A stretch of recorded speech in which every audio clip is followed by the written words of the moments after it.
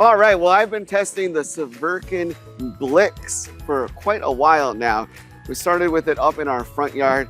Now it's hanging out here in the backyard, doing a great job, fenced in for its security. I brought back Matt from Midwest Turf Tech to just kind of walk through the different features and give an overall opinion on this mower. So out of the box, it was fairly easy to set up.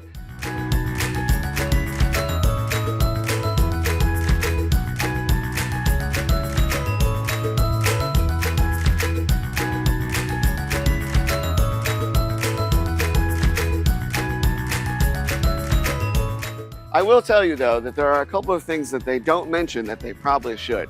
So first of all, this is the high cut, but nowhere on the box did it say that it was a high cut.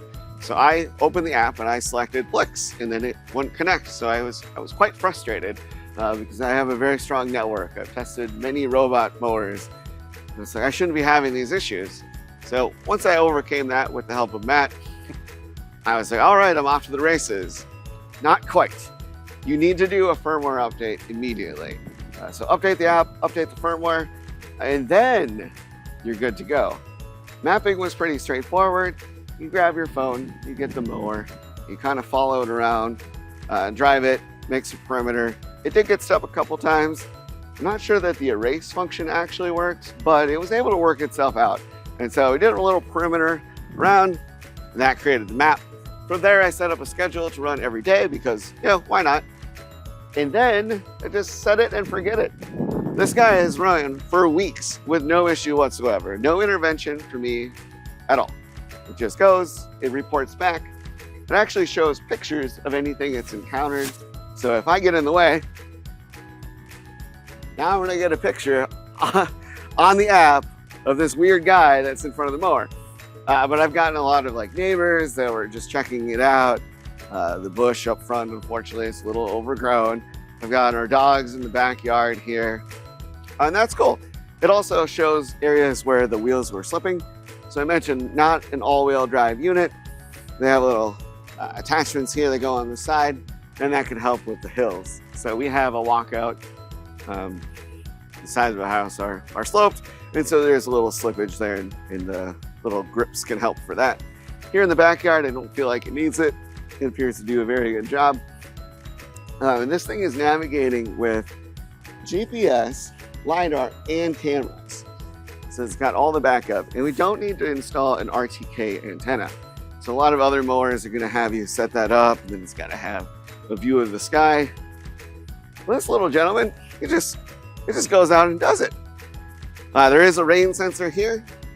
So if it rains, it won't mow. I learned that if the sprinkler is there and the sprinkler sprays it, then water will collect there. And since it has a little garage that it goes into, it's kind of in the shade and not drying off. And so once I realized that, I just adjusted the sprinkler a little bit so it's not hitting there. No more problems. And now it is going out on the daily. It can run at night as well, which is kind of fun. I didn't realize it was even going. And I looked out and I just saw this orb from the light going. I'm like, oh, cool, it's finishing its task.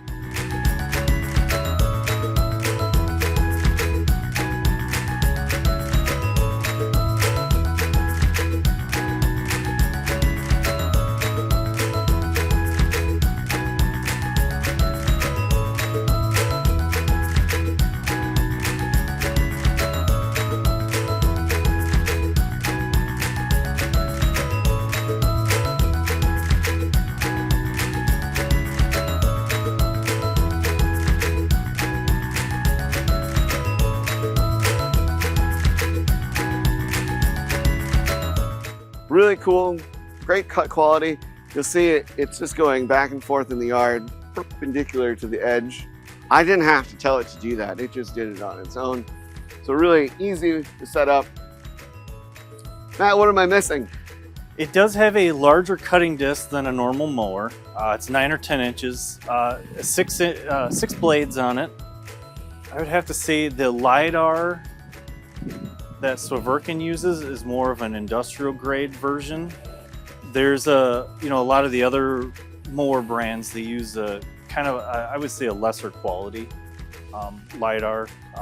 not as accurate. This one's really accurate. They use it on their industrial equipment too, so it's been trusted.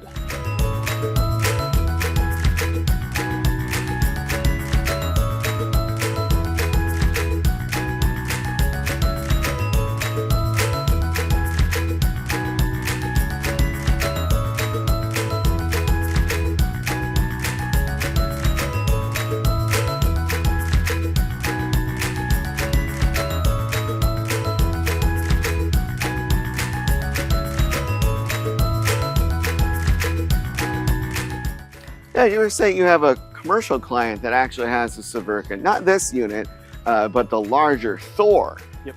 So tell us more about that. The Thor is pretty much this, but it can do 9 acres and cut 30 inches wide. Whoa. It's quite a machine. It usually does about 9 acres a day, and it should handle up to about 28 acres. And is it just running constantly and the golfers are working around it? It can. Our client likes to run it at night and try to work it around his irrigation, on the course. It has the same top, little, UFO halo top, LiDAR system. Alien technology, yes, as I'd like to call it. Yep. But it does also use RTK, which is neat with Thor is you can use RTK and have a base station, or you can use N-Trip, where in Minnesota, the state of Minnesota offers N-Trip service for farmers and surveyors, and we can use that system for the mower. So we actually don't have a RTK base station, we're just using their cellular service, Gotcha. their N-Trip service, and So it's actually pretty accurate. It's kind of amazing. while it may not be a super well-known brand currently here in the US, they certainly are credible. They've been in the space for a while. Yes. Very reputable. Yeah, it's a 100-year-old company. Oh wow. And they've been in agriculture for for the 100 years, and this is their next thing they're getting into. So.